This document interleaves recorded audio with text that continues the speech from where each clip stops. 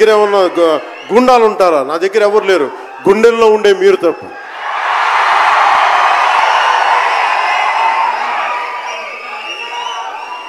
దాదాపు నేను 96లో నా మొదటి సినిమా అక్కడమ్మా ఇక్కడబ్బాయి. ఇది 2025 అంటే ఆల్మోస్ట్ 29 to 30 years.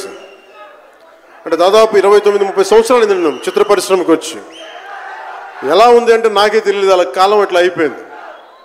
కానీ కొంత వయసు పెరిగిందేమో కానీ గుండెల్లో చావు ఇంకా చావులకే బతికాం.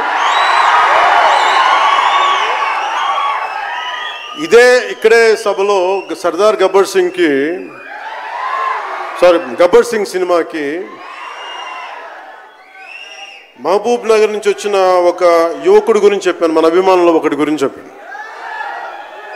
అన్నా నువ్వేమి ఇవ్వదు, ఒక హిట్ ఇవ్వన్నా చాలని.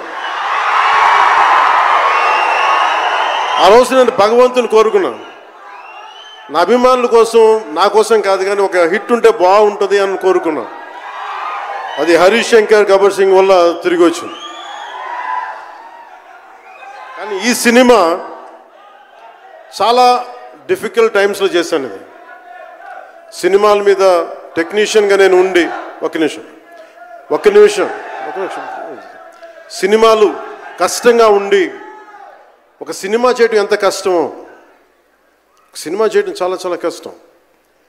నేను మీతో పంచుకోదలుచుకున్నాను ఈ రోజున. మీకు సంబంధించి నేను మొదటి సినిమా నుంచి ఇప్పుడు దాకా జానీ సినిమా నేను చేసినప్పుడు అది ఫెయిల్ అయితే, ఆ సినిమా ఫ్లాప్ అయితే ఎలా ఉంది అంటే ఆ రోజు నా పరిస్థితి, వరుసగా హిట్లు కొట్టి కూడా ఒక్క సినిమా ఫ్లాప్ అయితే అందరూ మీరు వదలలేదు. నేను మీ గురించి ఎప్పుడు మాట్లాడతాను.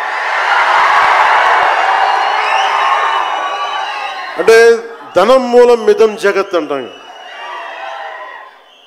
అంటే అన్ని బంధాలు, కార్ల్ మార్క్స్ చెప్పిన అన్ని బంధాలు ఆర్థిక బంధాలని సినిమా పరిశ్రమలో మరింత బలంగా తెలుస్తాయి.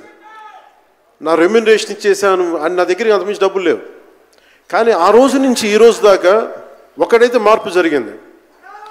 నేను చిత్ర పరిశ్రమ హిట్స్ ఫ్లాప్స్ ఇవన్నీ వదిలేసి నేను ఒకటే నమ్మాను, నా అభిమానులు నాకున్నారు, నన్ను ప్రేమించే వాళ్ళు ఉన్నారు. డబ్బుకి ఎప్పుడు నేను ప్రాధాన్యత ఇవ్వను. నేను ఇచ్చింది బంధాలకు ప్రాముఖ్యత ఇచ్చాను. మనిషి నుంచి మనిషి బంధం. నా గుండె నుంచి మీ గుండెకి 2 గుండెల దూరం అంతే.